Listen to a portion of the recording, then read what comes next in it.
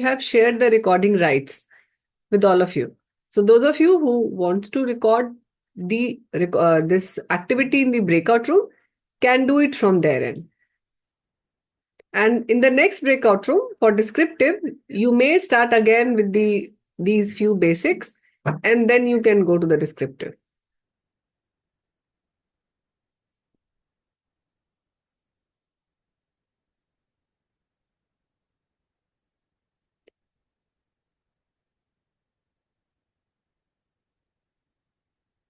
So the first and the very basics of any statistical representation, whenever you present your data into information, is to describe your data.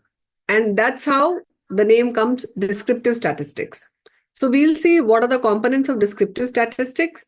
And even if you don't want to give the table in the manuscript, because generally the at length descriptive statistics we give in thesis and in projects. But for manuscript and all, generally we give only one concise table for descriptive statistics, and then we start with the inferential. So this is the data. This is not the data which you people have filled out. This is some another data set. But with this data, we cannot make out anything. If you share this data sheet with anyone, we cannot extract or infer something. So whenever any raw data is there, and we need to understand a meaning of that raw data, we need to summarize it. And that summarization is known as the descriptive statistics. So basically, it is a procedure or it is a branch of statistics, a domain where we use to summarize data in a meaningful way. So descriptive statistics is also known as the summary statistics. And if you just describe the data, so what are the various components? You describe the meaning of the data. Meaning means like it has got various parameters, and you describe your data into those parameters. And it is generally of 4 types. What are those 4 types of descriptive statistics? We will see shortly. Like there is a position which we call it centile. Then there is a central tendency. There is a dispersion. So all these things we'll see. So generally we describe our data categorized into 4 types. And we say that there is no uncertainty associated with descriptive statistics. That's the advantage. Why? Because we are only focused about our data, and we are not trying to infer something about the population. Remember, yesterday we talked about like why, with the example of that myocardial infarction cases, from a population we withdrew the sample. And through sample, we always infer about the population. But in case of descriptive, it is only describing your data and we are not inferring anything of population. So that's why it is known as descriptive statistics, and there is no uncertainty associated with it.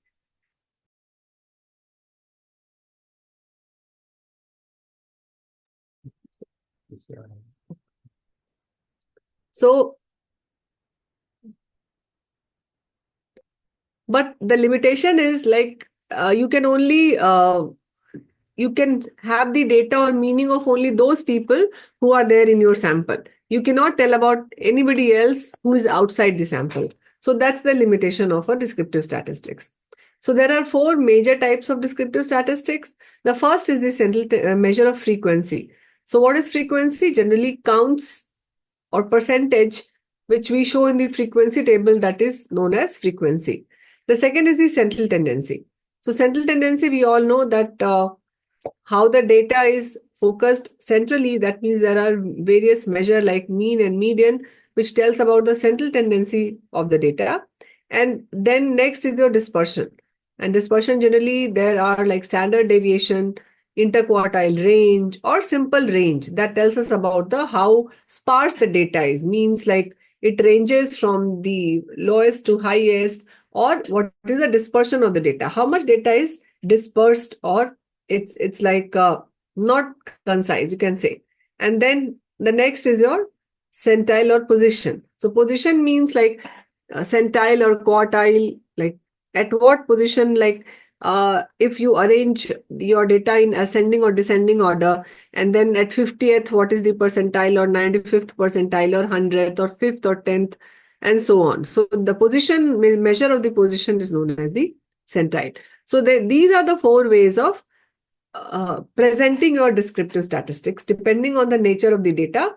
Because yesterday we discussed about the variable, we discussed about the levels of measurement like nominal, then there's an ordinal, then there's an interval and ratio. We also discussed regarding the independent and dependent variable. And we have also seen like what is a categorical variable and what is a continuous data. So depending on the nature of data, you choose these descriptive statistics. Like let's say for categorical data, you always go with the counts and percentages. But if it is a continuous data, you always tend to say about the central tendency or the measure of dispersion or the position. So like I said, that descriptive statistics, we describe about the sample and we don't infer about the population. So that's why there is no hypothesis testing in descriptive statistics. You don't have a null hypothesis and you don't have an alternative hypothesis. But in contrast to the descriptive statistics, inferential statistics is something where through that sample statistics, you want to say something about the population. So you infer about the population from the data, from the sample data, and you generally we talk about the generalizability of the research, like external generalizability of the research. And that's how there comes the role of null hypothesis and the alternate hypothesis. So you always have a null hypothesis, and when you say that you accept the null hypothesis or fail to reject it, and then you accept the alternate hypothesis. So depending on that, you infer about the population, and that then there is a comes the value of p-value or the probability. So again, what is the strength of inferential statistics? So population estimates can be obtained, yes, because it's inferential, and through confidence interval, you always say about like your population mean will lie between these to these. But again, there is a limitation, because whenever you will try to infer about the population, because of the sampling error, there will be an element of uncertainty. You cannot be precise that, yeah, mean of this population will be this. It cannot be a point estimate. It will always have some values towards both the end. And then you have to infer like, yes, my sample mean is this. And because of these, confidence interval, my population mean will lie in 95% of the time between this lower value and then there is a higher value. So there is an element of uncertainty. It cannot be precise and pinpoint like a descriptive statistics, but yes, the population estimates can be made. So this is the basic difference between the descriptive statistics and the inferential statistics. So in inferential statistics, you describe about the sample, you try to infer about the population, and you do the hypothesis testing. So, like I said, like descriptive statistics, you have frequency and count. So, frequency distribution appears something like this. We will see in today's descriptive hands-on how to like come up with all these frequency table, and then measure of central tendency like mean, median, and mode, which can be a graphical way. Like here you can see there's a histogram where you can see that mean is also there, and there's a standard deviation, and the sample total number of samples are also there. And then there is a variability. So what is a variability? Variability means how sparse the data is. And you can see like in the first picture, this the more peaked and the narrower the graph is, this is a bell-shaped graph, which is, we call it as a normal distribution, a bell-shaped graph. So this red color has a low variability, and this green color has a very high variability, and this blue one has got a moderate variability. Because by seeing the graph, the larger the spread of the graph horizontally, you say that it is a high variability. Similarly, whenever you make frequency distribution and frequency categorization, like we were discussing yesterday regarding age, so generally you should have some class interval. So you make some class interval, and there should be some predefined criteria. Like let's say if I'm doing something on non-communicable disease, age category I will make according to the STEPS guideline, which they have said, like, so that you can have comparisons, because ultimately in the discussion section, you will compare your finding with somebody else's finding. So if you use some predefined criteria, it will help you to compare and contrast your finding as compared to the other researcher. So you should use some predefined criteria Let's say if I'm doing something on adolescents, I'll go by the definition of WHO, that early, mid, and late adolescent. Similarly, if I'm doing something on, let's say, geriatric population, so I'll go with the geriatric, very elderly and elderly, something like that. So you can use those classification. If such classification is not there, again, you can go by the disease cutoff, like after which year you say that, disease prevalence is more common or less common, you can use that.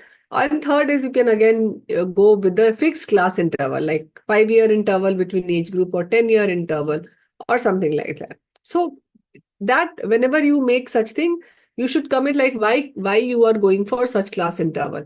So that's your frequency distribution table. This you can also show by the bar diagram. This histogram is for the continuous data. It's not there in the frequency distribution. And then there is a percentile like quartile, quintile, and decile. So measure of central tendency, the mean, median, and we know about the mean. Mean when the data is normally distributed, then we call it as a mean. We take the measure of central tendency as mean. When it is a skewed distribution, whether it is a right skew or left skew, then we go for a median as a measure of central tendency. And in case of a categorical data, the highest occurring frequency is known as the mode. For example, you can see this is the data set of 10 people, and this is the individual cholesterol value. If I have to calculate, just for calculation, I am showing, and I know all of you know this mean, median, but still just to make everyone on the same page, you don't have to calculate this because software gives you the value of mean and standard deviation and mode, or probably this median also. So, but if you just want, just to clarify how it is calculated, so generally mean is calculated, you will have the sum of all divided by 10. So it is 186.6. Mode is 220 because 220 you can see it is appearing twice. So mode is 220. And then the next is your a median. So median is like if since it is an even number, so you will take the median, the middle two value, you will add it and make a sum. Take an average of this. So 200 will be your median. So this is how it is calculated. But again, software will give you. So if you just wants to see in the graph pattern, so this is a density graph which appears in the GEMOV, and it is a histogram superimposed with this graph, and you can see it is a normal distributed. And in a normal distributed graph, the mean, median, and mode, it coincides. And in a skewed graph, you should never use mean because it is sensitive to the extreme measurement. But in case of a deviant data or a skewed data, you can use both mean and median. This is a skewed distribution, you can see, uh, where mostly the data points it's towards, and the direction of skew is towards the right side because the tail gives you the direction of skew. So in case of a skewed data, median is preferred and mean is dragged in the direction of the skew, and median is not affected by extreme value. That's why it is generally we go for the median, or you can show both median and mean. So if I have to summarize what type of central tendency you will use, so if it is a normally distributed data, and it is a nominal data. Nominal means, like yesterday we discussed, male, female, color of the eyes, characteristics of individual, where you give 3 and 4 higher number doesn't say that they are higher. That is just representing them by number. Even if you change the order, it does not matter. So that's we mean by nominal. So for a nominal, it is a categorical data. So we will go by the mode because mode is the greatest occurring frequency, and that we can see in the frequency table.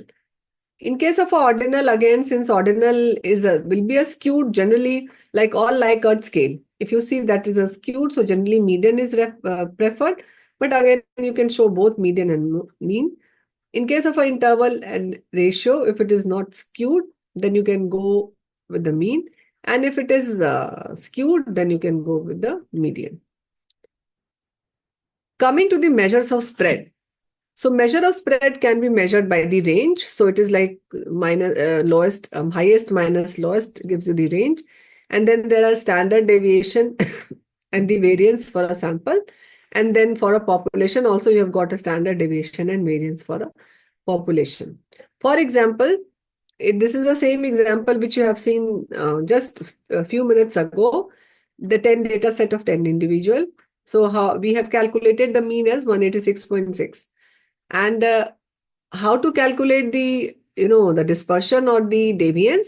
So you will, individual value you will deduct from this mean. So what you will do, like 200 minus mean, so it gives you the value, some value. So difference of mean or distance of mean you calculate. And since it can be negative, so that's why you square it. So by squaring, it comes as a positive sign. You sum all these squares. That's why it is known as the SSS, sum of squares. So this sum of square in the numerator and in denominator, you take the total sample minus 1, that gives you the variance. So variance is, again, if you take a under root of variance, it is the standard deviation. So square of standard deviation will be variance. How variance is calculated? Just remember, variance is the sum of square, and it is sum of square of what? So distance from the mean, you square it. So this will be your variance, and standard deviation, like I said, if you take the under root of that, that is the standard deviation. So this is about the sample. And since in inferential statistics, we have to tell about the population also. So how do we tell about the population? So it is the standard error. So standard deviation, if you divide it by under root sample size, under root n, that gives you the standard error. That's why there is a value of sample size. Larger sample you take, less sampling error will be there. So it will be as close as this will be very precise rather, that interval.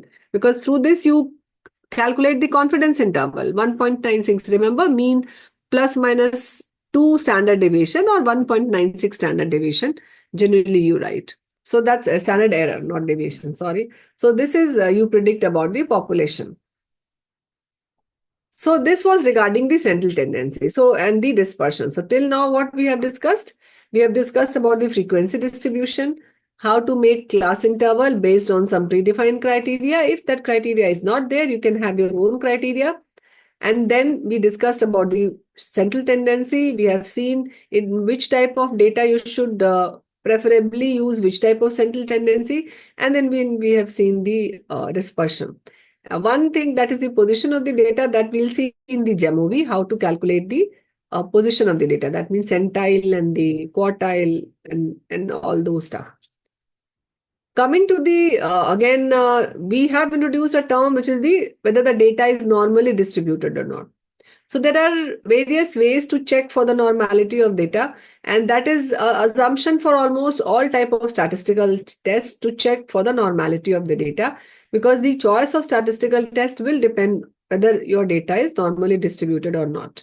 So you should have a fair idea of your data set, whether they are which variable. Rather, we generally say about the variable, because normality is not about the whole data. It's about the each variable. So that's why you will go checking for each variable, and generally the nominal variable, we don't check about the normality. It is the ordinal having 5 or more than 5 levels of measurement, or interval and ratio. So to be more precise, all the continuous variable or scale variable, we check for the normality of the data.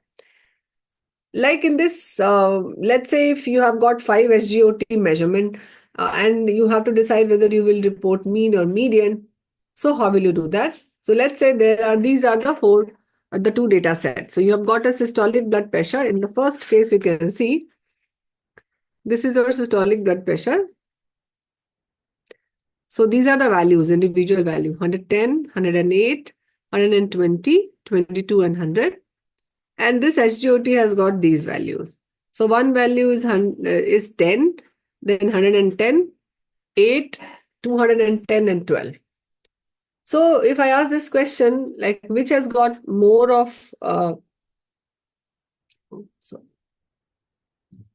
so which data has got more of dispersion, which whether it is SBP or it is SGOT. So Parul and Jyoti, Janmeja, Surabhi, Divya. Okay, good. Yes, it is SGOT, because you can see it is variation is from 8 to 210. Yes. So whenever such extreme values are there, even without, since this is a small data set, it is easy for you to see and comment. But if it is a large data set, like let's say 100, 170, 200, large data set can be as huge as 2000, 3000, then you cannot go and check individual data. In that case, you need to have some measure of uh, normality, which can say you like how it is tested.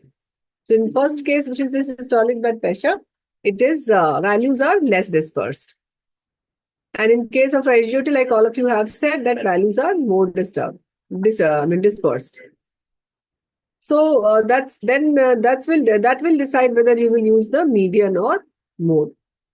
So in a continuous data set, we can have a normal distribution or we can have a skewed distribution. So in case of a normal distribution, we'll go with the mean and standard deviation. And for skewed distribution, we'll go with the median and interquartile range. I'm going a little fast because I know that this is just a quick revision and all of you know all this, maybe not maybe refreshing the concepts. Yes, normality we need to see very carefully in the movie because there are ways, subjective and objective way to test for normality.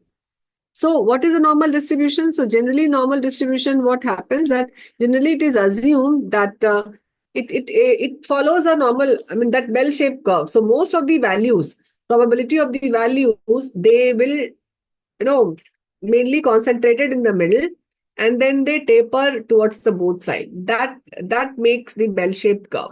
So any natural variable, like you say, like height, blood pressure, IQ, generally it follows a normal distribution. So there are both subjective way and objective way to test for normality of these continuous data, and we'll see how to test this. So let's first discuss the numerical method or objective method of testing the normality. So the objective method is very good for low sample size. How low? So generally it is said less than 50. So if your sample in the data is less than 50, you should use the objective way of assessment of normality. The best is to use the Shapiro-Wilk test, which Jamovi has this option of Shapiro-Wilk test, or you can use the skewness and kurtosis also. That value of skewness and kurtosis also tells you regarding the normality, whether the data is normally distributed or not. But if you have to comment, generally we go by the Shapiro-Wilk test. Then there are subjective way. So what is subjective way? It is a graphical way.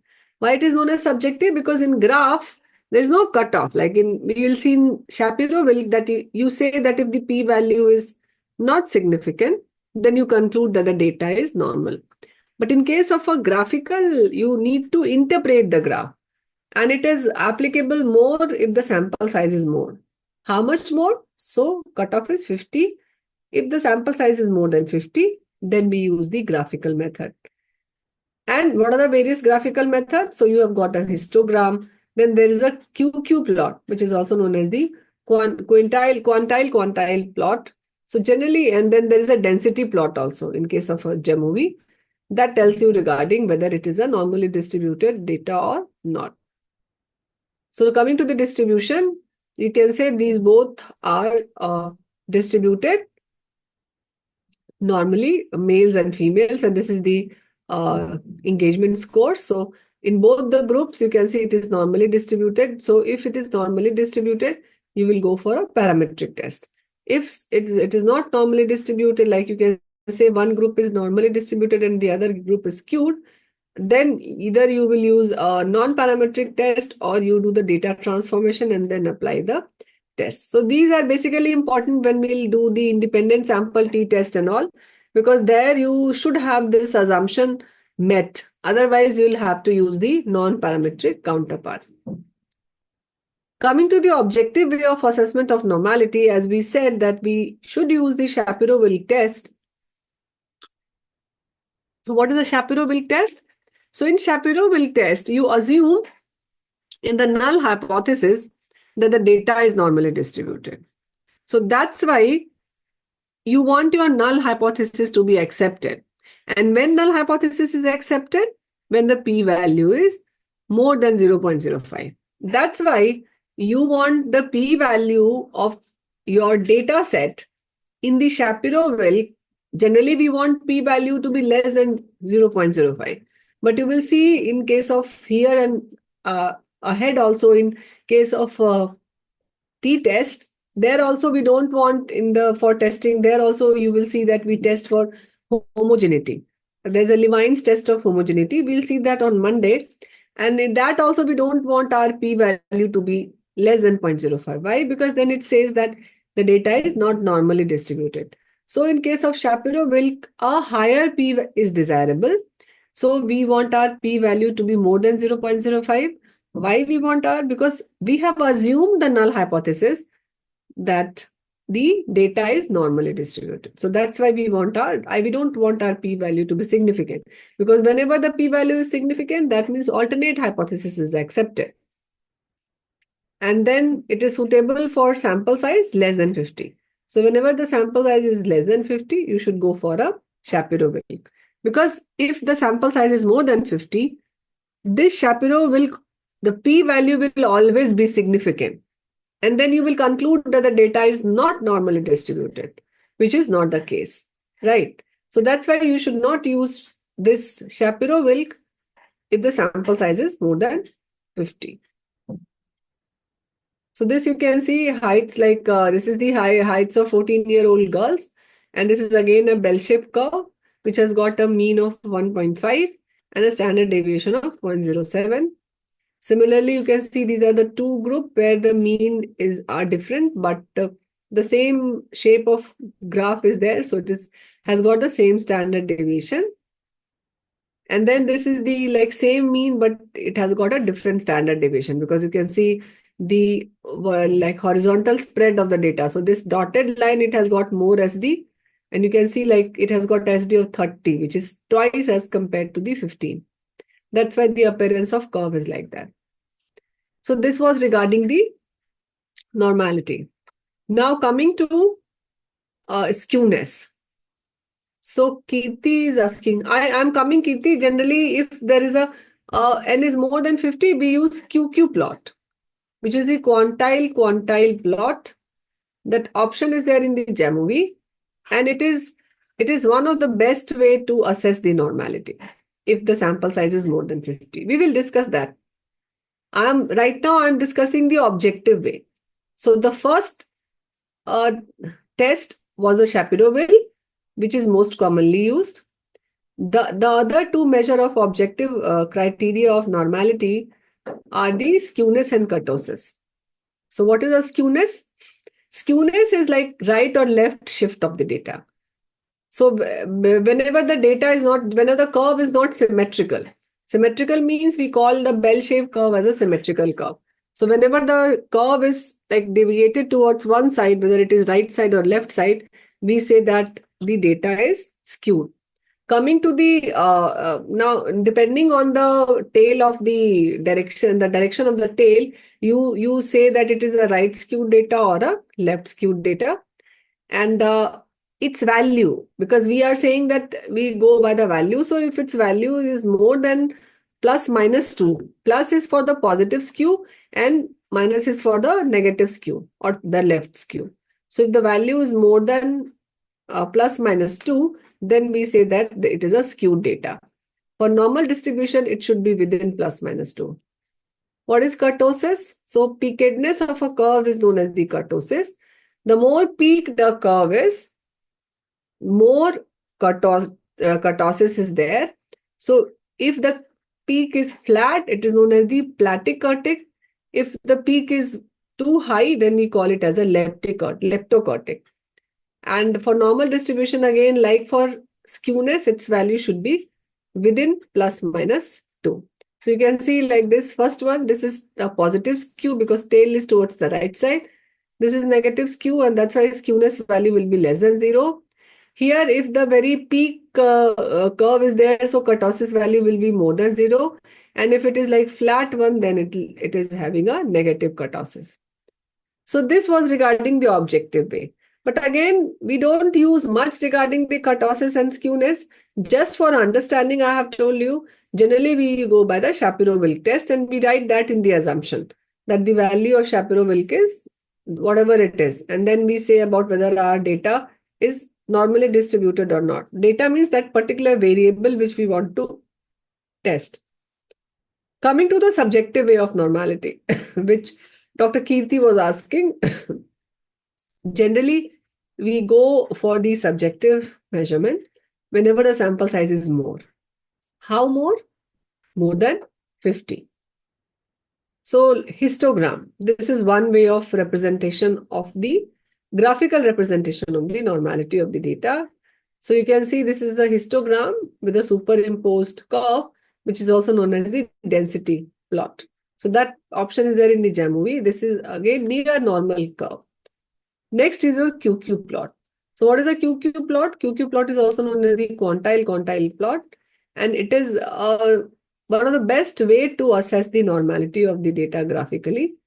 So we assume that if the data is normally distributed, then there is a diagonal line. We'll see that. So all the data points, they are along that diagonal line, or that data point is represented by the circular dots, and they will be positioned approximately along the diagonal line in case it is a normally distributed data.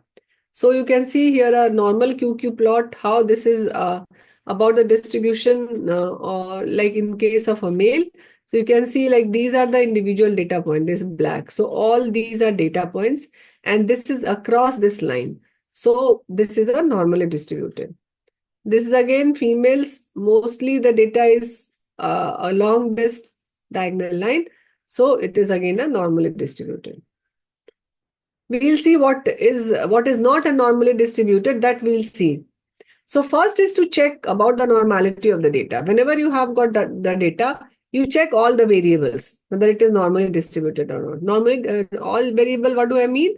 All continuous variable. Because for categorical variable, generally you go for the frequency, you don't check the normality. So now coming to there's something known as the box plot, which tells about the outliers. What is an outlier? Abnormally high or low value than the rest of the data is known as the outlier. So there are again graphical way of checking that outlier, and box plot is one of that way of checking that outlier. So this is a typical box plot. It is kept horizontally here, but in the JAMOVI you will see that it is kept vertically. So what is this box? Generally it is known as the box plot, or many people call it as a box and whisker plot. So this is known as the box. This is a box. And the lines which are here, this one, and towards this side, that purple line, this is the whisker. Sorry, I've drawn a very horrible line, all that teda meda, but this is a whisker, go towards the both side. Right. So this, if you see this central line, this yellow line, which is there in the center, this is the median. And then there is a one border, and then there is a other border. So this Q1 is the one border, and the Q3 is that is the quartile 3. So this Q1 is the first quartile, then this Q3 is the third quartile. And this whole breadth of this box is known as the interquartile range. And that's why you can see this is the 25th percentile and this is the 75th percentile. Okay. So then how do you decide whether a data point is outlier? Not you, means software, how software decides about the outlier. So it checks like this is the lowest minimum permissible value should be 1.5 times box length. So what you do, that Q1 minus 1.5 times this interquartile range, and this maximum is Q3, means from this you plus the 1.5 time box length. So 1.5 times box length on either side, you keep it as your limit, and outside this line is the outlier. So this is just to make you people understand. Otherwise, in JAMOVI, you get this graph and you just have to comment like how many outliers were there. So that's that much regarding the box plot.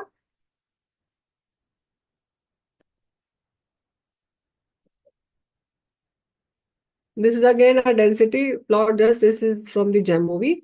This is the output from the JAMOVI.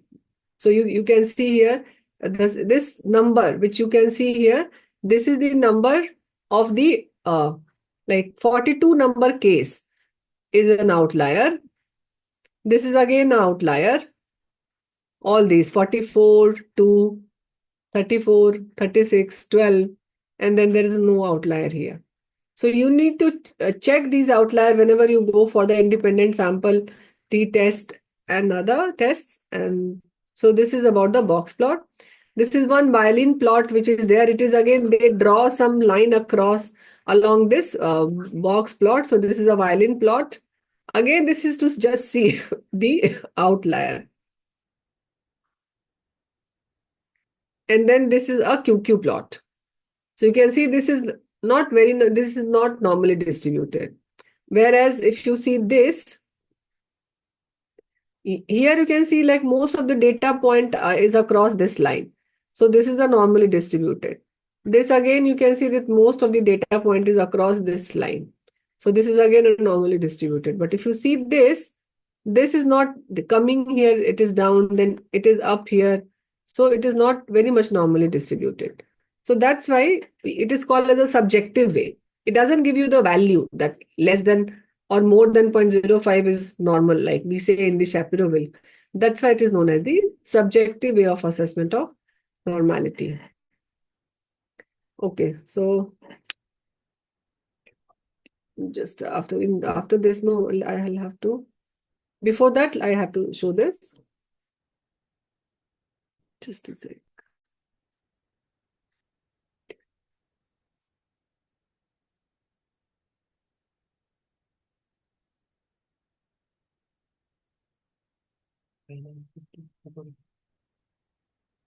Let me refresh this.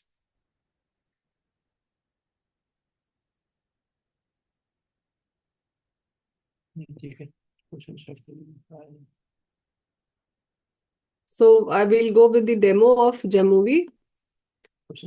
So the question, this will be in day 1. I've opened day 2 but I forgot that we are on day 1. But the data set is same, so I have to. This is this one. Okay, so it was in day 1.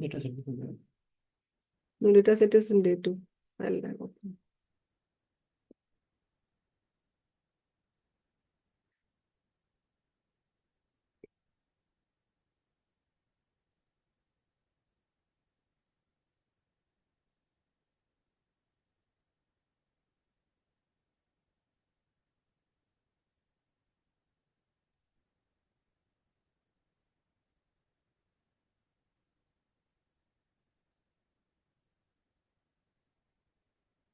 So I'm opening this file, and I think we have shared this file with you, updated one. So practice that, because we have just cleaned it and make the categories. So practice that in this the updated data file. Okay, in the breakout room. So again, before I go to this activity, so these are some descriptive tables. So how does this overall frequency table looks? So this is like this we have taken from journals. So let's say this is the title is Determinants of Postpartum Anemia Among Women from Rural Population of Southern India. And you can see they have made like categories less than 21, 21 to 25 and more than 25. And then the educational status like less than 5th grade, 5th to 8th, 9th to 10th. Religion, occupation like housewife, unskilled laborer, skilled laborer, and then socioeconomic status. So this N, which is the total number, and in bracket they have given the percentages. So this is the socio-demographic data. This is the descriptive statistics, mainly the frequency table. So you can club this, because Jamovie, when you apply this, it will give you us 1, 2, 3, 5 separate table, and you have to club it. You have to make a one table if you want to publish it in manuscript. For thesis, you can keep all these tables separately also. And then this is like you can see someone shows it apart from, like here in the first one. If you see, this is in the one column. N and percentages. Then there are ways to represent. There are people who like give both these in two separate column. Number this and percentage in a separate column, which is again a study of prevalence of anemia and demographic factors associated with anemia among pregnant women in Aurangabad city. So there are two ways, multiple ways of showing this. These are the two ways. Coming to the descriptive table of this, you can see this. This was an article from PLOS. Does smoke from biomass fuel contribute to the anemia in pregnant women in Nagpur, India, which is a cross-sectional study? So here you can see that like they have given this age and BMI, like just the number they have given, and this N, this is regarding your education. So education is no formal schooling and primary, secondary, and both the group like clean fuel user and the biomass fuel user. They have given both the descriptive like frequency table in two separate column. This must be like mean age and BMI. So both the continuous and the categorical they have given in one table. So they have written like characteristics of participant, which is the descriptive. So this is the descriptive statistics, describing your data, like on what variable, what was the distribution, what was the proportion, what was the mean, what was the standard deviation. So like age and BMI, which is a continuous variable, they have shown it in the like mean and standard deviation, which they have written here like mean and SD and or frequency. So data, they have written like data expressed as mean or SD or frequency. And then this is an article from the New England Journal of Medicine. Again, they have shown only one this thing. Like here you can see they are writing characteristics of patients at baseline. So age, they have given like age, median and IQR. So this is the median and IQR. This is a distribution which they have written like number and percentages, which they have written here. Like it is showing in the number and percentages. And then it tells you regarding the number and percentage, the female out of male. So they have not given the male counterpart. They have just given female. And then the next is your race.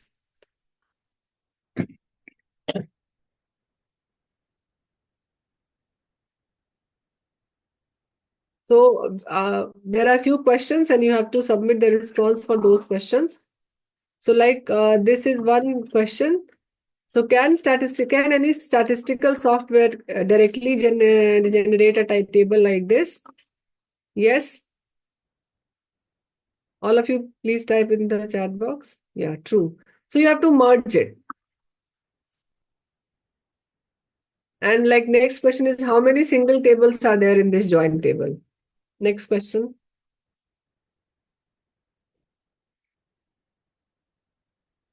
Yes. So all of you are right. It has got like one age group, then religion, type of family, and social economic class. So there are 4 tables. So now we'll go to the question. So first is I have to take out the frequency and percentage distribution of these categorical variable. What are these categorical variable? Age group. We have classified age group yesterday. Gender, state and state, and then region. And monthly expense category. Monthly expense category, we have categorized monthly expense like less than 10,000, 10,000 to 20,000 and more than 20,000. So I will first show the this frequency. So I'll go very slowly one by one and then, but when you do it, you can do it together also. But just for demo purpose, I'm showing you one by one. So there are 2 already open, I guess 2 data set. That's why I closed. So this was the data set 2. You can see the name of this data set. So please open the same data set. Jamovi 6 basic Jamovi data set stage 2 updated. Okay. Because we have shared many data files. So maybe you might get confused which file to open. So please open this, because this is a neat and clean file. We have categorized the categories which you people were exercising, I mean, doing the activity yesterday and today morning also. So so this is the, if you see this is the data. If you come to the analysis, all these options of analysis appear. So this is the exploration. So I will, for all descriptive statistics, we will use this exploration option. So I will go to this, click on this exploration, and then there is an option of descriptive. So click on this descriptive, and then you can see there are two windows, and default also all these options are clicked. That's why you will see like missing, mean, median, standard deviation that is there. Since I don't want these, so I'll click on statistics and I'll uncheck this. Why? Because for categorical data, I don't need this. I need sample size and missing if any missing data is there. So what all variable I have to move? So I have to see the frequency and percentage distribution of age group. So this is, and you have to check what type of variable it is. So here there is this frequency is not checked. So this you can see this frequency table, and it shows you also that for nominal and ordinal you can have a frequency table. So I'll move this age group. Next is gender to this box variable. Then your state and union territory, then region, and then the monthly expense category. So I'll use this variable, monthly expense category. So it shows you the missing data. Missing data, you can see like there is one missing data in all these three. Total 170 is there. So I am skipping this one missing data for now. And then I will click on, right now nothing is appearing. But when I will click on this frequency table, you can see like the table, this has appeared. Now, many times we see that postgraduate students especially, what they do, they just right click this, copy this and paste this table. But in this, they have shown like there are two columns, percentage of total and cumulative percentage. This cumulative percentage, you don't need to give this in the output. Okay. You only need to give this table up till this, count and percentages of total, not this. This you are not going to give, cumulative percentage. But we have seen here also at AIMS Patna, people come with their result, they just copy and paste this table and they don't remove this section. So this section should not be reported.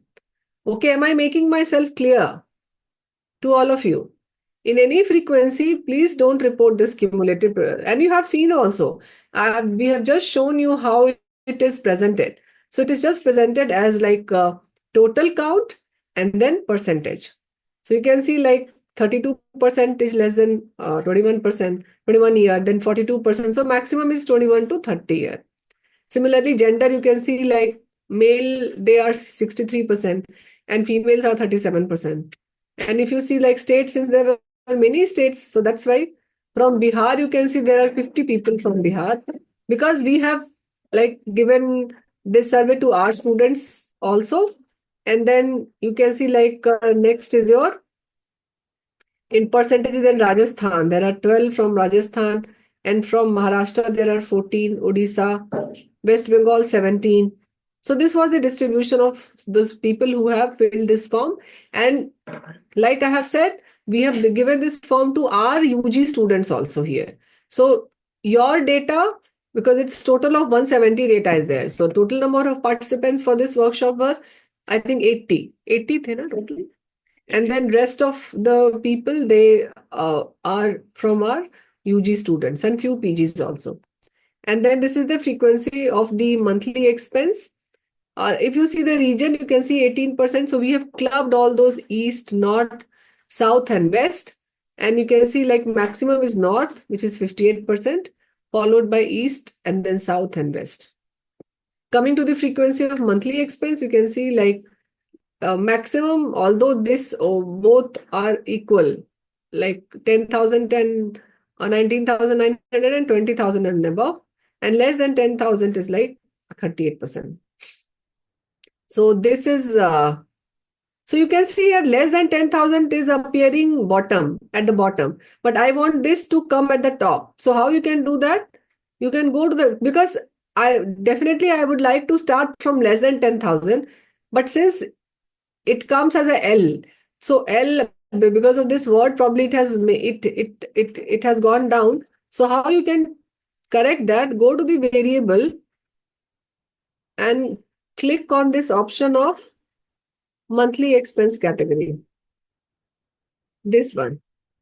Double click this, and here you can, let me see this.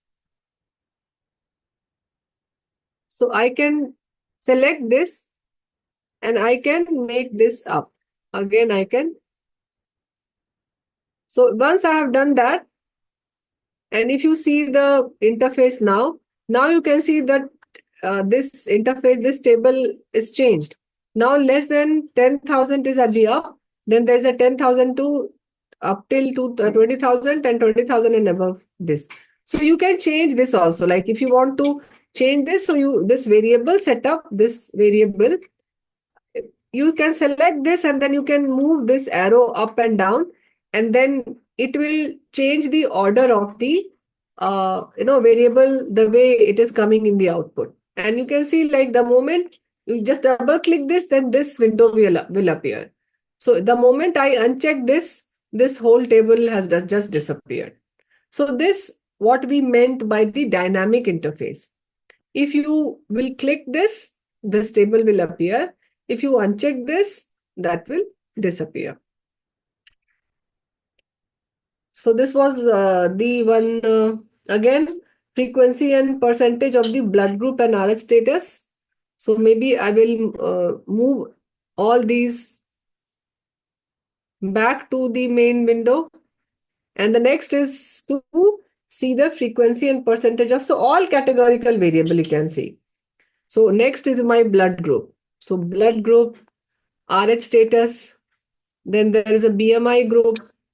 So I am describing all categorical variables, seeing their percentages. You can just click on all these. Like you can select this and this together, and then you can move here, hypertension and diabetes, all these five.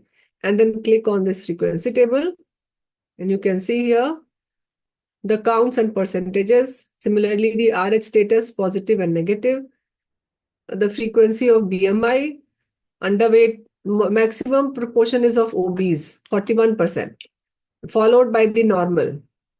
Then the hypertension. So you can see, like, 18% of the subjects are hypertensive and 41%, 47% were pre-hypertensive. Diabetes, yes, there were very less, only 4% diabetic, rest normal. So this was regarding the health and physical metrics. Coming to the next, it was the total PHQ score category. So probably I'm going heading wise. So I'll move this back and then I'll go to this. So PHQ, we have added all this PHQ score together, and this we have made a PHQ category. So this was the PHQ category. So if you see this, you can see mild 35%, severe 4%, and normal is 46. So if you see this order, I don't want my table to be like this, that it starts with mild, moderate, and then there is a normal. Why? Because it takes alphabetically, this Jamovi. Even SPSS takes alphabetically. So this, I want this normal to be up, followed by mild, moderate, severe. So how I can do that? I can just go to this variable, and then I can double check this PHQ category, this one. And then I can just, this normal I will select, and then I will keep on moving this up. So you can see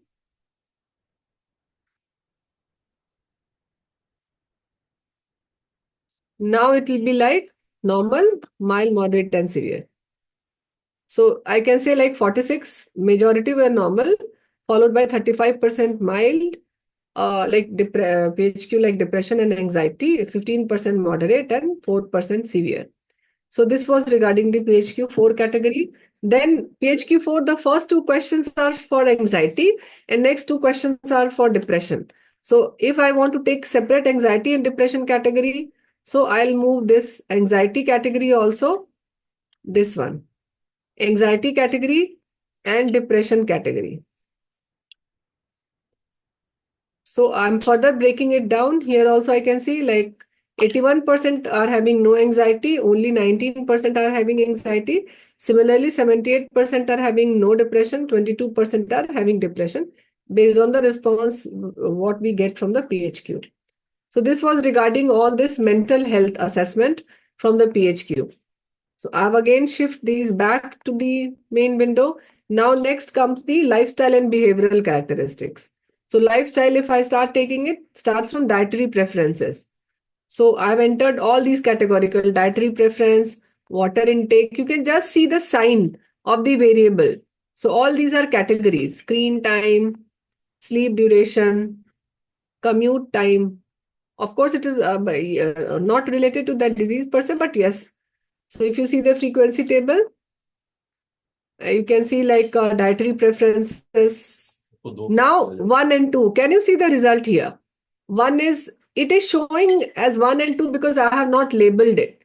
So what I need to do, I'll go in this variable section and I'll select this dietary preferences and I'll name it. So I'll select this dietary preferences and you can see 1. So what is 1? I'll just tell you. I have this category. So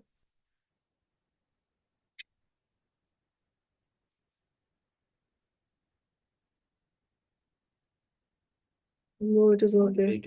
1 is vegetarian. Okay.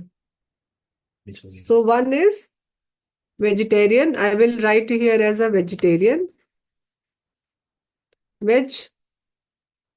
And the second is non-veg. Or whatever category you want to say. Let's say it's non-veg.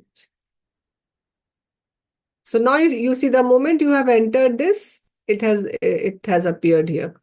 So 41% and 59% and others. Other was also one category. How this other came here? Because we have given other selected. No, I think someone has selected this other also because this other is already there. Okay. You can decide. So now comes your this physical activity. You can see water intake 2 to 4 liter.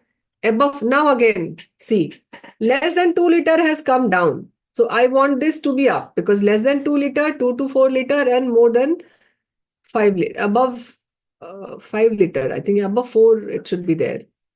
That 4 is missing between 4 to 5. I think we need to. Above 4, yes, I will go and correct it. So we'll go to the variable. First come the frequency of water intake. So I'll go to this water intake category. If you click this will be less than 2, 2 to 5. 2 to 4. And this will be above 4.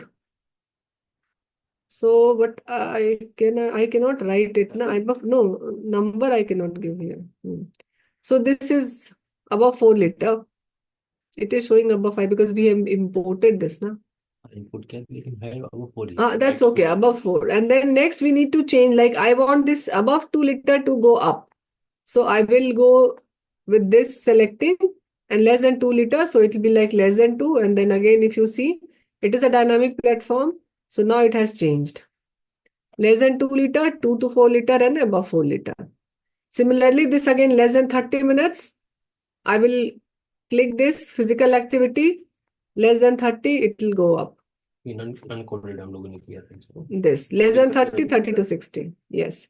So the problem is like what we have given you the option. We have given you the option and we have not coded the data. That's why there's a problem. Otherwise, if you code this like 1 to 3, it will take the lower one as a code like less than 30 or less than 2 liter. If I code it at 1 as 1, then it will take 1. So this is the frequency of physical activity, water intake. This is the screen time. Again, screen time also needs to be, order needs to be corrected. So screen time, this less than 2 hour will go up, then 2 to 4 hour and more than 4 hour. And this all you need to do on your sheet also. And then 4 to 6 hour, more than 6 hour, this is the sleep and this is the commuting time. So this was regarding the frequency. Now coming to the descriptive. So first is, let me, before this, I want to tell them the mean and median of continuous. I think you've not given exactly on that. Okay. Mean and median.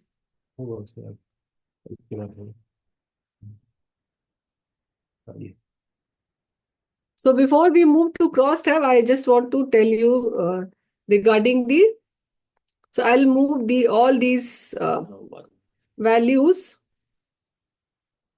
back here. And now we'll start. So this was a plain descriptive statistics. Okay. Just a sec.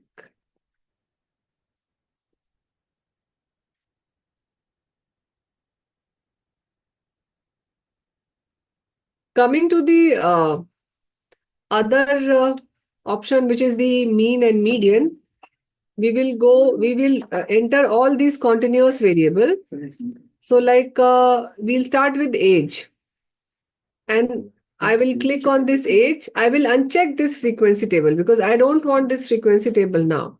For continuous, I want just mean and I want median also.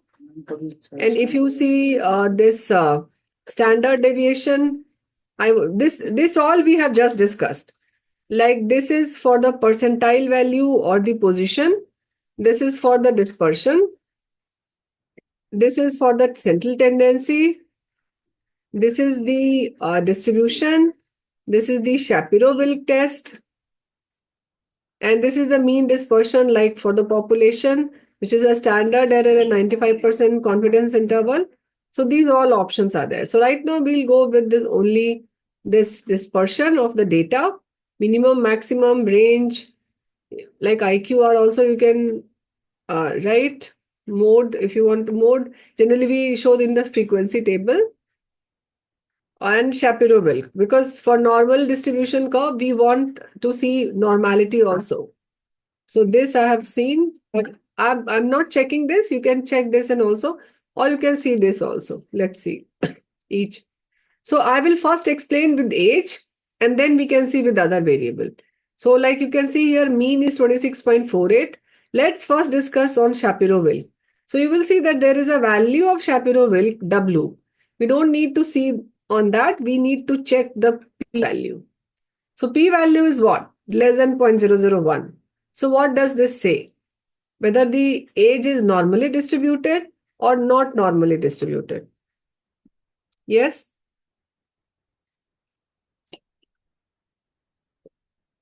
Skewed. Yes. But it is a right test to administer for normality since the data is 170, 171. No. So that's the problem. Whenever you will click the this Shapiro-Wilk, it will always say that data is not normally because p-value will be significant. That's why it is not sensitive for large sample size, which is more than 50. So best is to check we'll see the QQ plot. And this is the standard deviation, which is 9.66. Variance is your 93.22. And this your IQR is 12, range and skewness and kurtosis you can see. Skewness is less than 2, so it is normally distributed. Kurtosis is also less than 2, it is normally distributed. Now coming to the plots. So now next is to see the QQ plot. So I'll go with this QQ plot. You can see the QQ plot of age. So wait for some time. It buffers and especially for showing the plot. So you can see that it is not very a good way of normal distribution, but still, yes, there are So that's why I said that it is a subjective way. But this is near normal. So most of the data point that is along the diagonal line, but not this is not very good. Because initial you can see, because there were variations. So again, you can check if you are confused with one way. You can use more than one way of checking the this normality. So I will go with this density plot also, and I'll try to see what does this density plot say. So if you see this density plot, it says that yes, it is a skewed. So it says like you can see it is towards the right skews there. Can you say like it is not normally distributed? So you can use both the graphical way to decide. So I can say like this is not normally distributed and the data is towards a right skew, right? So that's why you will say even the kurtosis and the skewness that is not very sensitive for low sample size, not sensitive for high sample. So for high sample, its best way is the graphical way, and you can use more than one way. So I will decide best is to use both these two ways. So it is very clear now that the data is skewed. And then you can see the box plot. So if you click on the box plot, and I can like see what are the outliers. So it will show you. So it shows you these are the outliers cases like 57, 53, 58, 35. 8 numbers. So you can see like few of these data points. Like let's say I will see 58. So I'll go to this data and I'll see this 58 number. So if I see the age of this person,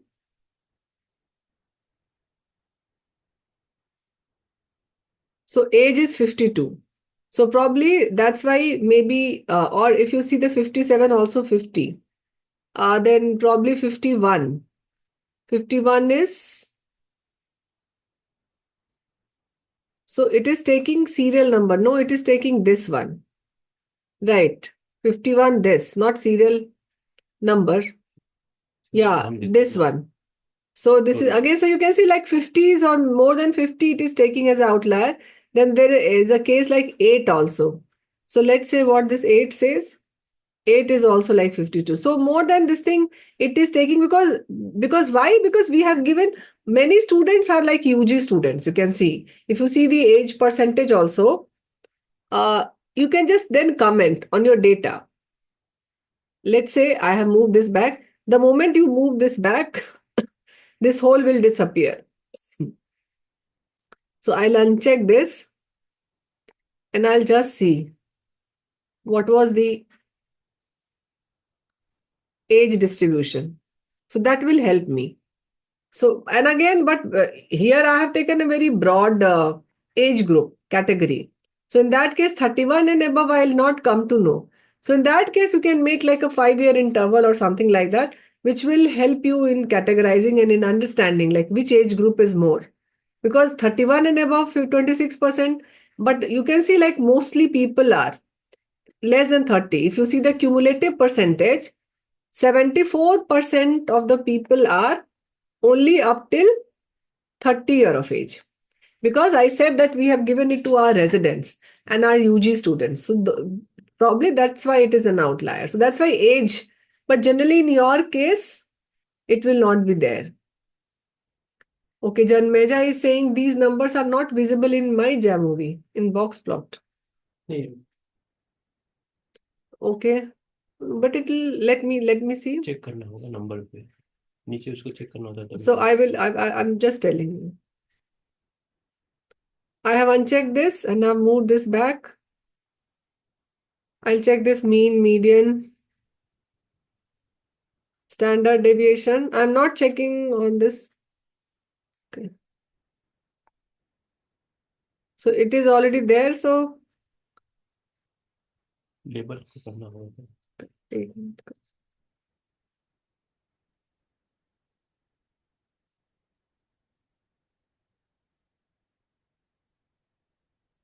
So in box plot, can you see there is an option of label outlier? See, if you click this box plot, then this box plot will appear.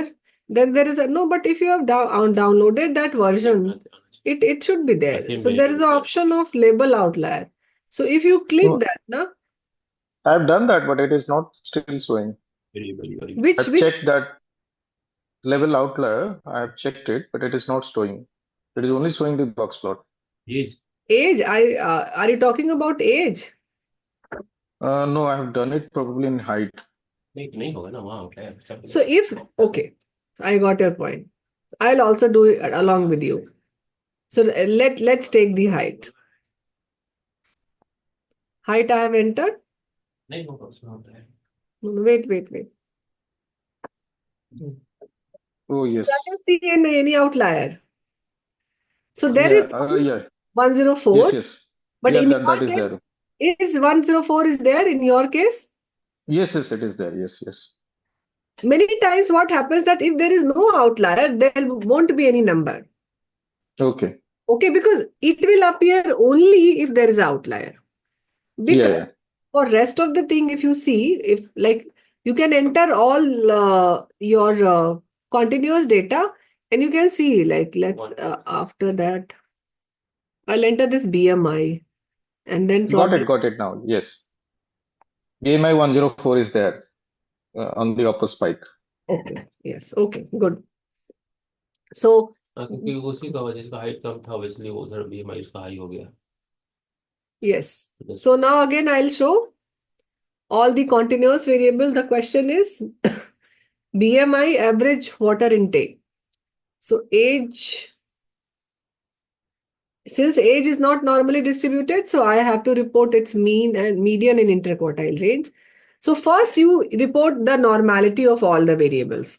So what you do, you just enter, like I'll enter age, then I'll enter monthly expense, all the continuous variable. I'm just entering. Weight and height I'll not take separately. I'll go with this BMI. And then I'll go with this SBP, DBP, and PHQ total score, anxiety, depression. And then I will go with this average water daily intake, physical activity per day in minutes, screen time, sleep duration. These were the continuous, and then you can check average commute time. And then you can check in this box also. Generally, I have shifted only these 3 post I have left because this is for post, means pre and post, just to show the comparison. We have taken this post value. So now I will go and see. So you can just give this table as such. And if you want to change this, then there is a descriptive. You can change this also. It is now variable like this. If you want to show across rows, then you can click that and now it will appear like this. So all the variables will be in column and then all the value like mean, median, it will be here like as this thing. So this will be this like depiction will be changed. So you can change this descriptive for mean and median you can do. And then these are the values. Here you can see. So this you can give Shapiro-Wilk, you can uncheck. Why? Because I don't want Shapiro-Wilk. So I will uncheck this Shapiro-Wilk. I don't want the Shapiro-Wilk. You can also uncheck minimum and maximum. Generally, we don't give minimum and maximum. So the moment you uncheck this, this will also disappear. So this is like, okay, mean, I have given mean and median, standard deviation, variance and IQR. This I can give it in one table, especially if it is for thesis. Because I'm describing my all the variables. Because for PG students, we always that they should describe their variables or they should describe the data. So we are just describing the data now. So in the beginning, they'll give frequency table of all the variables. And then it is generally recommended, then they describe their continuous data. And in continuous data, generally these variables are important. and then they can go for the graph. So graph, if you see, again, you can comment like normally distributed. So age, we have seen that it is not normally distributed, and you have to comment on the outlier also. So generally you write in the description that these many, like 337. So you write the number, like there were 7 outliers in the age. Then you can see the monthly expense. Monthly expense is also, you can see it is skewed. Then you can see like so many outliers in monthly expense. It is a but obvious because expenditure pattern will vary according to the earning also. And you see there are students here who are getting stipend from their parents, and there are people who are earning a good handsome amount, so they can spend because they have to act like a parent. So there are two poles. So definitely the expenditure pattern will differ, and that's how you can see this QQ plot, how this is going. This is definitely showing that this is not normally distributed. Then this is BMI. BMI, you can see like this is normally distributed. Approximately it is following a bell-shaped curve. And this outlier also, there is only one outlier. And if you see the QQ plot, so now you can make out clearly that this QQ plot, it is approximately along this diagonal line. So can you see that? This is across the diagonal line. So this is a normally distributed graph. You can come down and see the systolic blood pressure. Again, SBP, you can see that it is normally distributed, but there are outliers. Again, not very much normal, but again, you can see like this is the pattern. And then comes the DBP. DBP doesn't seem to be normally distributed. There are too many ups and downs here. It is not a very smooth curve. And these are the outliers. And this is again the QQ plot. Coming to PHQ score, again, this is not at all a normal distributed curve. And there are so many outliers in the box plot. This is again, you can see how it appears. So I think except for BMI, nothing is normally distributed. This is again anxiety score. Again, you can see QQ plot. This is depression. You can see the QQ plot. This is average daily water intake. This is again not normally distributed. So many outliers are there. And then it is the physical activity. This is again not normally distributed. So many outliers. Screen time. So I think except for BMI, none of the variable is normally distributed. Okay. So this was your testing of normality. Now I have to see this median, and now, yeah, one more thing. I was about to talk regarding this position. So you can click this position. By this, you will come to know regarding the 25th, 50th, and 75th. Because the interquartile range which it gives you the value. Whereas if you have to report, generally you have seen in that New England Journal of Medicine, you have to report the 25th and 75th value. So it gives you the 25th and 75th value percentile.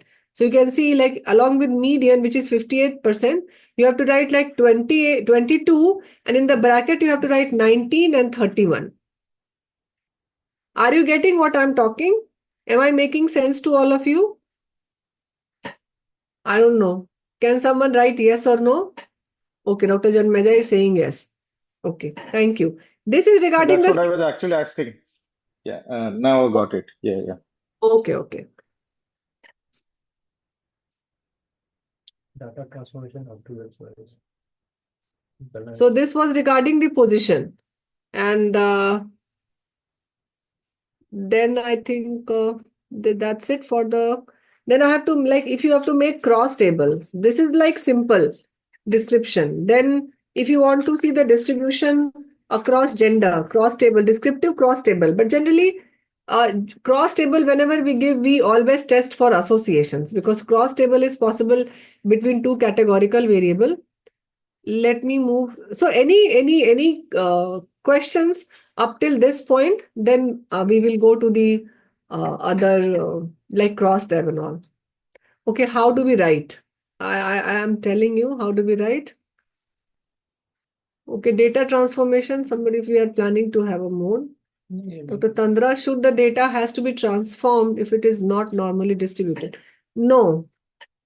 Generally, see, for general purpose, we never recommend data transformation because either you have to do it as a log transformation, log 10 or normal log transformation, and or a rank order transformation. The intuitive meaning is lost. So it's better right now, it depends. Data transformation is needed when you are performing some advanced analysis. There also we say that it's better that you perform on the raw data. You can try like removing few outliers and to check again for the data whether your data, but again, if the number of outliers are like 3, 4 or 5 and the total number of data is 170, your data is not going to be normal. So it's better that you apply the non-parametric test, because transformation, why you do? Generally in descriptive, either we will see the test of association, and that is for the categorical variable. For continuous variable, what options do we have? We generally see the mean difference between the two group, or generally we check the rank or the non-parametric test we apply, or we check the mean between more than two group, which is ANOVA.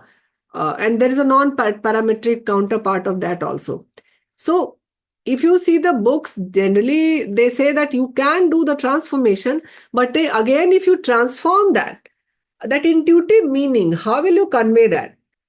And if you see we will do that in t-test and all, they say that even if the data is approximately normal distributed, you can still go ahead with the parametric test, because they are the robust test, the independent sample t-test and even ANOVA. That is robust. So you can definitely write that data was not normally distributed, but you can go ahead with the, either you can go ahead with the parametric test, which is the independent sample t-test and ANOVA, or you can apply there like Mann-Whitney and then Friedman, depending Mann-Whitney test and the Kruskal-Wallis, the non-parametric counterpart. So because like if I transform let's say if I transform this age or let's say SBP, so that value it gives this as a rank. Let's see, I will just show you in the variable, like in the data, if you see here, there's an option of compute, right? So let's say age, right now, age, or let's take any monthly expense. So this is monthly expense. Now, if I want to compute it, I want a log transformation. I've just like said like log, and then I have written like monthly expense. So there's a function here. You can select, this is the log. Okay, so I can do a log. I can select this log and I can select this monthly expenses here. Right. And then I'll press this. So you can see, you can, no, for later also, you can see like it gives you like 10, 9, 11. But how will, this meaning is lost. So if you are conveying that monthly expense is 40,000, that is okay. But if you are saying that log is this, and again, you have to convert back to the main value, and that's not needed also. So for descriptive, why will you convert it? You just have to describe the descriptive. Again, for inferential statistics, we will see how to deal with such data, because we will go with this data set only to the other inferential statistics also. We are not going to change the data. So at that time, we'll see what all possibility we can have to represent the data. Okay. Is that okay? Okay, Dr. Tandra is writing okay. And then Dr. Kirti is writing, can you explain percentile part once again? Okay. So yes, I will show you the percentile part. So it is just here, it is the position. You can see, I've just clicked this. You can change this position also if you wish. Like if you want, like first I will explain this 25th, 50th and 75th percentile. So if you uncheck that, here you will see that this percentile, it got disappeared, okay, from here. If you click this, now this will appear. So what I was explaining, let me open that PowerPoint again, which was in day one. I think I closed that.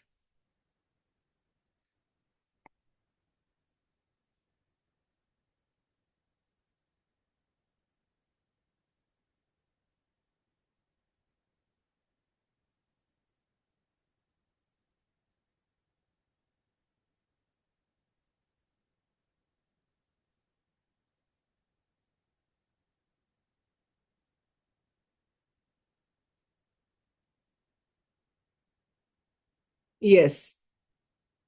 Can you see this? How it has got reported? This IQR. So first tell me, what is this 39 and what is this 57? And what is this 49? Yes, what is this 49?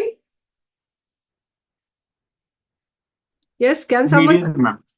Median. Yeah, and what is this 39? These are the IQR values. Ma'am, Q1, Q3? Q1, Q1, Yes. Q1 Yes. and 57 is Yes. Q3. Very right. So IQR, generally what is written here, what this software, what they do, they take out the difference between the two. Means the software gives you like 57 minus 39 and it gives you the value. But you have to report like we report the confidence interval. You give in mean also, you write the standard deviation, which means like mean plus minus this value will tell you the dispersion.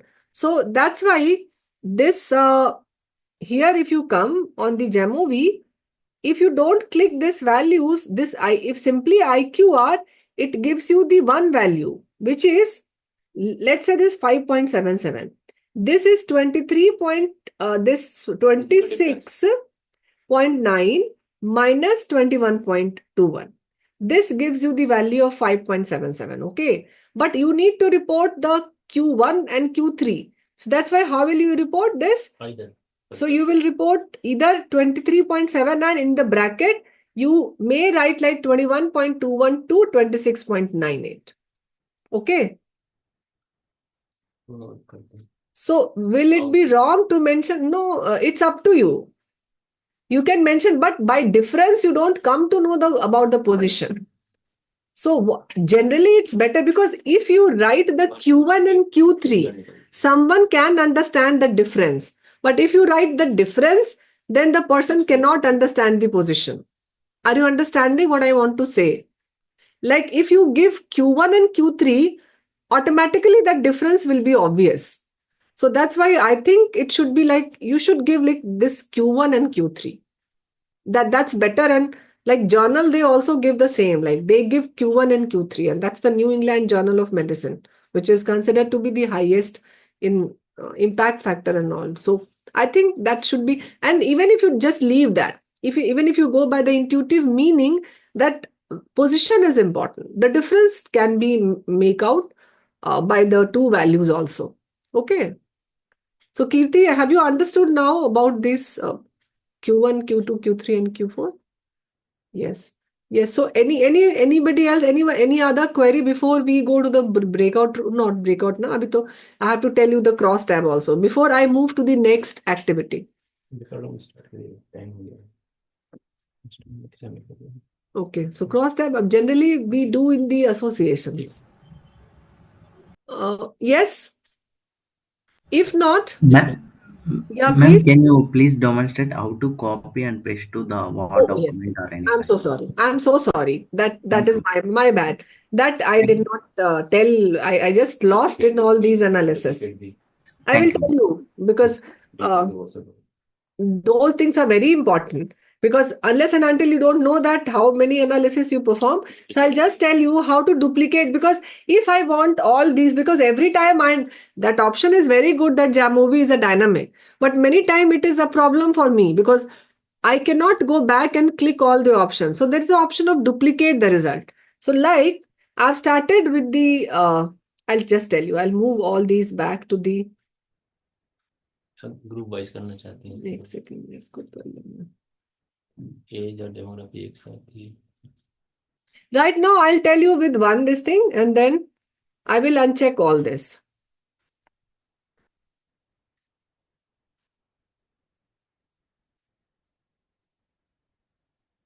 So I've started my analysis. This is a fresh sheet for me. And I've started with making this. I just want first my categorical variable. So I moved all the variables here, all the category. I'll show you with few, right? And I'll click on this frequency table. So similarly, I have performed the analysis. Now I want to go for the continuous variable. So I want this result also to be there, because I need to constitute an overall table from this. So what I'll do, I'll just right click this, and there is, you can see, and there's an option of analysis. So once you click this analysis, then there is an option of duplicate.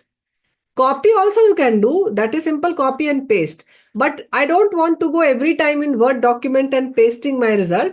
I want all my analysis to be done at one place, and then I'll copy all the analysis and like save it or maybe export it or paste it in Word.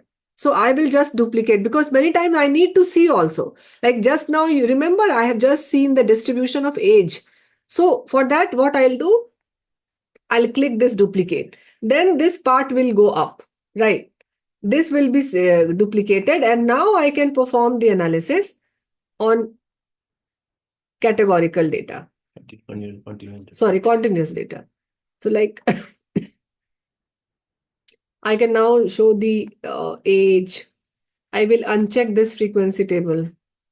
I'll check this mean and median, percentile, and just few options I'm clicking. I can go to this box plot and QQ plot and density plot, histogram. And then I have seen like this. So this all has appeared. And now I want to perform, let's say, chi-square after this. Because now I want to see the association. I want to go to the inferential statistics. The descriptive statistics I have done. So what I'll do, I'll just right click this and I'll click this all. All means if I right click this, that means only this graph will be copied. So I will go to this analysis all, and then, and then I'll click this duplicate.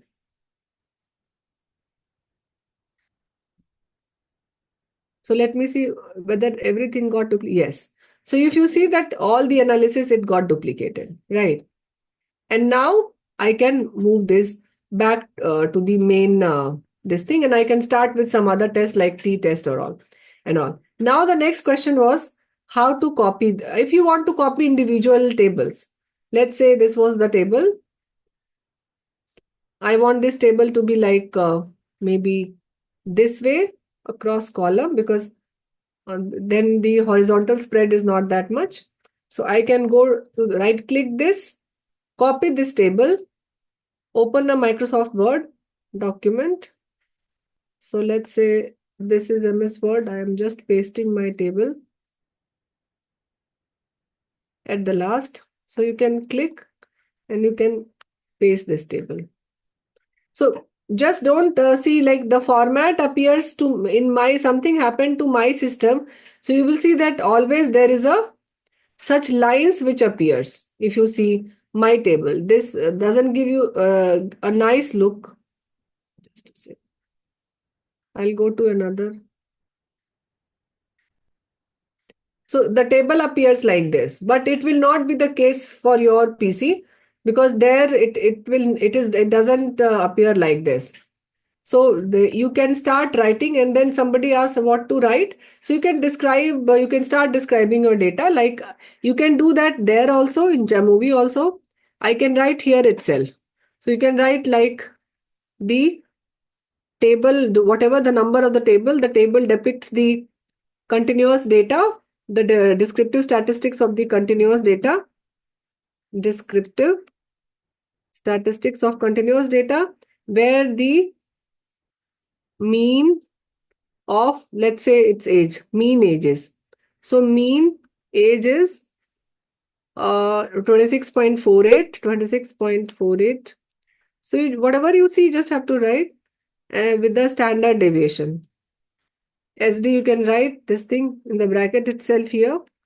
That SD is 9.66. 9.66. And similarly, you can write with like 25th percentile, this median was 20th with the 19th and 31st. And many times in journal, you don't have to describe that much. Why? Because there you have got limited word count. So a descriptive statistics, you give only one table and you give few lines, that important one, and then you just write as shown in table 1, right?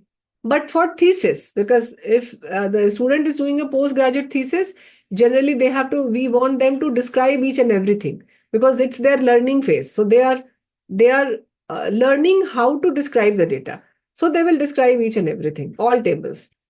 So that's what the write-up should be. Cross tab बताना है।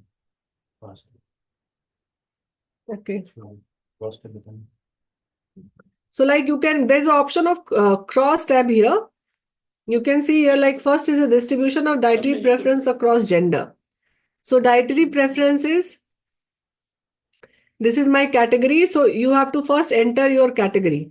So for that, I will just uncheck all this because cross tab is a 2x2 table. We have not introduced the concept of contingency table, but generally it is a contingency table, 2x2 table or 2x3 or n, whatever is the category, number of categories. So let's say it is the dietary preferences. So diet is at the last.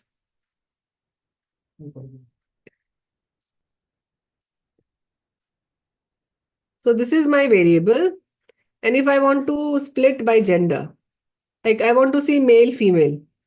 So I'll just enter this gender here in the, and I can see like veg, how many in the, so there will be two levels. There will be, one is the dietary preferences, veg. In veg, it will make two layers, like male and female. And then in non-veg, again, it will make two, male and female. So you can see like 15% females are there in the vegetarian and in the veg category, and 25% are there in the males are there in the veg category. Similarly, you can see the distribution, like 37% males are there in the non-veg, whereas females are 22%. Again, I don't know whether it will change the look or not. If you click on this, no, it doesn't do. Mean पे करता है। If you change this variable across rows, it only does with the mean. That means continuous data. It doesn't change the look of the this cross tab. So it doesn't make any difference whether you click like variables across column or variable across rows. This is the cross tab. But I don't know, for PGs you can use this, but generally a cross tab, whenever we use cross tab, simple descriptive, you can show that, or you can go with the inferential statistics also. So there are other activities like prevalence of hypertension. So I can enter this thing also, like prevalence of hypertension. So I will go with the prevalence, diabetes, physical activity. So these are all the diabetes, male, female. What I have to see? Okay.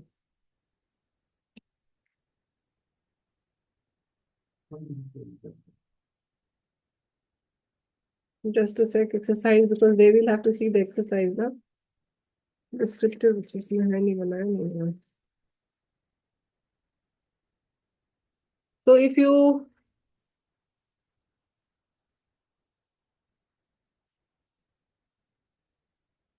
take variable like, let's say, SBP,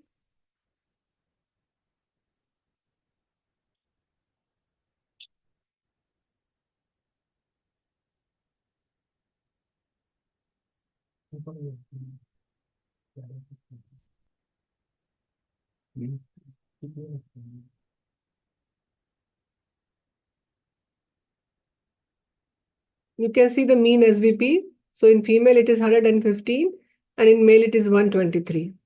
So this distribution, here you can enter the continuous variable also. Like if you want to see BMI, you can also check for the BMI. So it is again 23.72 is there in the female and 24.41 is there in the male. Let's see whether it gets changed. So in case when you select a continuous variable, then it gets changed. So here you can see initially it was gender here, but now it is SBP and BMI, and then again this is the values like 115 and 123. So this is the cross table, like split option is there in the descriptive, right? So if it is okay, then we may go to the breakout room. Start कीजिए बात।